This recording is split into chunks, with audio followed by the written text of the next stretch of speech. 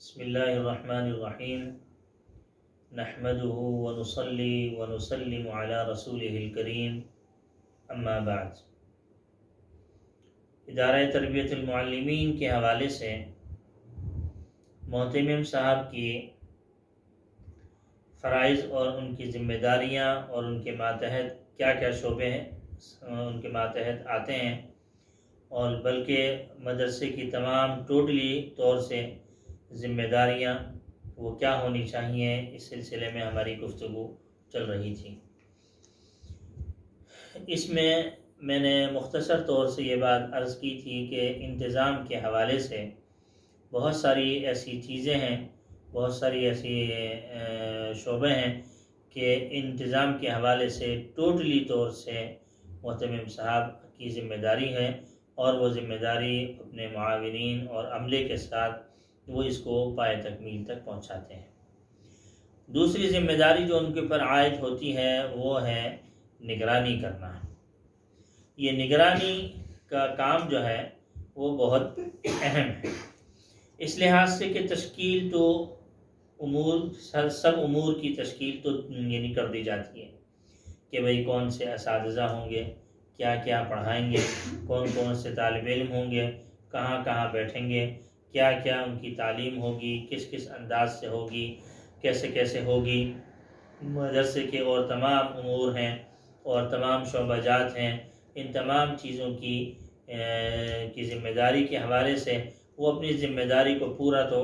کر دیتے ہیں، لیکن حقیقت میں اس کو انجام تک پہنچانے کے لیے کڑی نگرانی رکھنا یہ بہت اہم ترین چیز ہوتا ہے۔ دیکھ بھال کرنا، منظم رکھنا، ہر اعتبار سے ہر چیز کو مرتب رکھنا، اور یعنی نگرانی ان اعمال میں سے ہے کہ اگر خدا نہ خواستہ اللہ نہ کرے اس میں اگر کسی بھی قسم کی اگر کمی کر دی گئی تو تعلیمی لحاظ سے بھی اور تدریسی حوالے سے بھی اور تربیتی لحاظ سے بھی ہر لحاظ سے ہر شعبہ وہ انحطاط کا شکار ہو جائے گا، نظم و ضبط برقرار نہیں رہے گا، ترتیب بالکل خراب ہو جائے گی اور الٹ پلٹ ہو جائے گی۔ ہر اعتبار سے نگرانی اس طریقے سے ہونی چاہیے کہ ہر ایک فرد اور ہر ایک عملے کا ہر ایک آدمی، ہر ایک فرد جو ہے اپنی لحاظ سے پورے طریقے سے وہ اپنے حصے کا کام کر رہا ہو،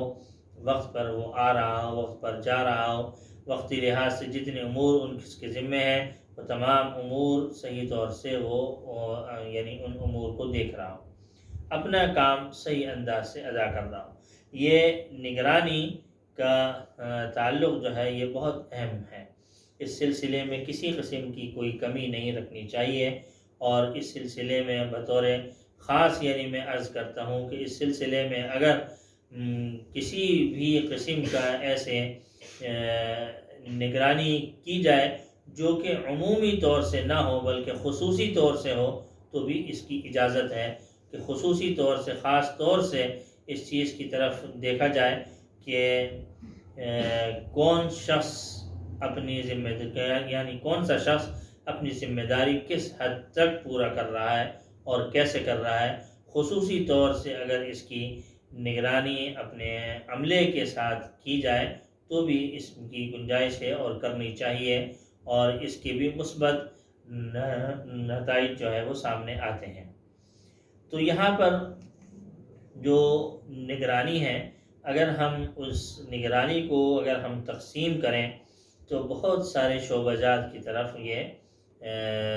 تقسیم ہوتی ہے کہ جن میں سب سے پہلا تو یہی ہے کہ جو ہم تدریس کے حوالے سے اگر ہم دیکھیں تو طالب علموں بلکہ اس سے پہلے اساتذہ کی تعلیمی اور تربیتی کام کی نگرانی کرنا یہ بھی بہت اہم کام ہے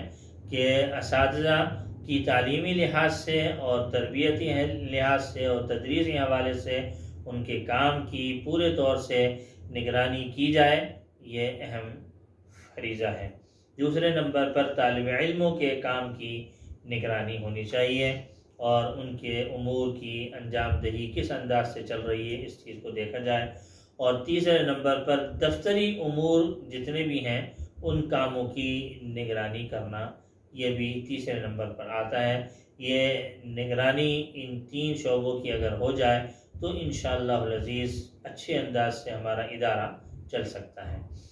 چوتھے نمبر پر ایک تو ہوتا ہے نصابی سرگرمیاں،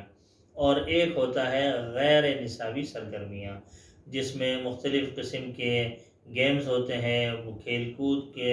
کا جو ہے وہ انعقاد ہوتا ہے، اور مسابقہ ہوتا ہے، ایک دوسرے سے آگے بڑھنے کے مختلف شعبہ جات میں آگے بڑھنے سے متعلق کام ہوتا ہے۔ ان تمام چیزوں کو ہم عمومی طور سے غیر نصابی سرگرمیاں کہتے ہیں، جبکہ ہم اس کو نصابی سرگرمیاں اور ہم نصابی سرگرمیوں کا عنوان دیں گے کہ یہ نصابی سرگرمیاں بھی ہیں اور اس کے ساتھ ساتھ ہم نصابی سرگرمیاں بھی ہیں۔ تو یہ ہم نصابی سرگرمیوں کی بھی نگرانی رکھنا بہت ضروری ہے، اور سب سے بڑی نگرانی کے اندر یہ بات اہم ہوا کرتی ہے کہ نصابی اور ہم نصابی سرگرمیوں کے اندر اعتدال ضرور قائم رکھنا ضروری ہے، ضرور قائم ہونا چاہیے، ورنہ بے اعتدالی اگر ہو جائے گی تو پھر مدرسے کی بنیادی جو ایک اس کا جو بنیادی اہم کردار ہے اس کے اوپر بہت فرق آئے گا۔ تو بنیادی طور سے اس چیز کو دیکھنا چاہیے کہ نصابی اور ہم نصابی سرگرمیوں کے اندر اعتدال پیدا ہو۔ اللہ جل شانہ عمل کی توفیق عطا فرمائے۔ وآخر دعوانا ان الحمد للہ رب العالمین۔